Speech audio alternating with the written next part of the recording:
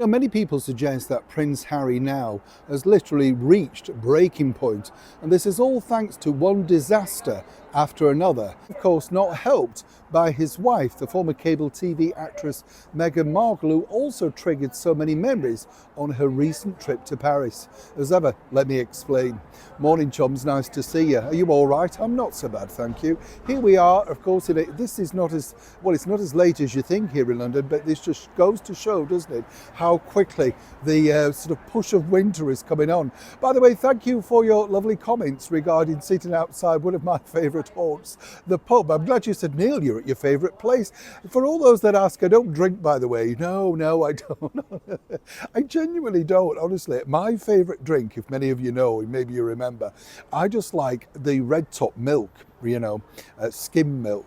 With ice. Oh, it's lovely, isn't it? But it's like water. I mean, you're virtually paying for nothing, but there's something about that, I'm not an orange juice fan of Coca-Cola or anything really. I will if, there's nothing else, but no, I'm not against people who like a glass of wine or a traditional beer or anything like that. It just doesn't do for me, the sort of thing. Good cup of tea and a couple of rich teas. Well, yes, it's nice, isn't it? Absolutely. As ever, let's get back to your royal story of the day. I get told off, for talking. I know. Oh, I know. There's always, I know. Let's not go there. Well, somebody who obviously is going through a very, very difficult time right now is none other than the former royal known as Prince Harry. And the reason for this is very, very clear, if you don't know. Harry, is one of these people, whether you like it or not, literally does wear his heart on his sleeve. He can't mask when things are not going particularly well. And things are not going particularly well for Prince Harry right now. And this is really, you could say, all brought on by himself. It's very hard to have any sympathy simply because he's done it himself. Just ahead of stepping out in New York City, a couple of days ago now, yesterday, whenever it was, well, the bottom line was he was told this about the headlines from somebody that really would have supported them at one point, the New York Times. Now, the New York Times, of course, if you remember, had Harry sitting down for one of their very fabled talks last year, of which he was the Dragon Slayer taking on the media. Oddly enough, after that talk, he capitulated and took the money and ran, right?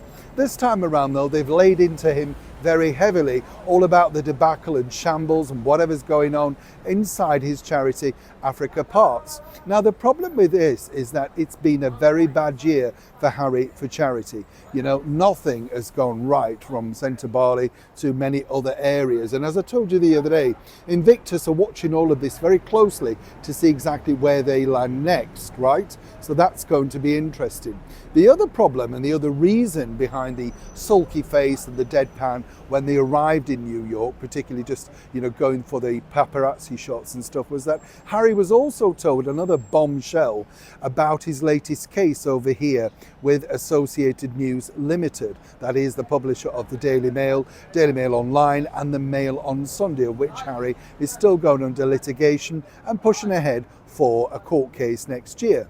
The thing is, a couple of points have now been thrown out of that said court case, which they thought, and again I have to say allegedly, were instrumental. One of them, though, related to Catherine, the Princess of Wales. And this basically was all about the fact that in that particular documentation, there were sort of stories alluding to the fact that Catherine's mobile had also been, hacked, broken into, whatever you want to call it.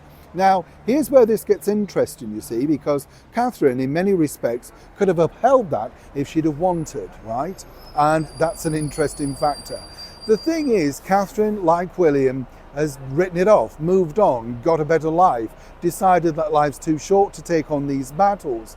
Now, according to an insider, Harry, according to this excellent source, had hoped that perhaps Catherine may have seen his way of thinking and perhaps could have even helped in this particular court case. Again, I have to say allegedly, but you know where these come from, right?